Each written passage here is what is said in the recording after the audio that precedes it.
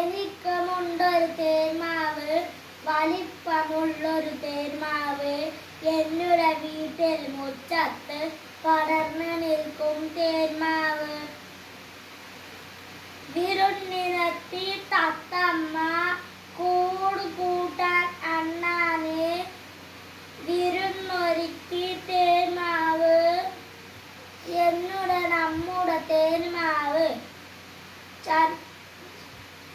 ശർക്കര മാമ്പഴം ഉണ്ടല്ലോ, കളിയൂരാലും ഉണ്ടല്ലോ. കളിയും ചിരിയും ബഹളവുമായി സന്തോഷത്തിൽ നാളുകളായി വെട്ടിമാറ്റാം വരെ.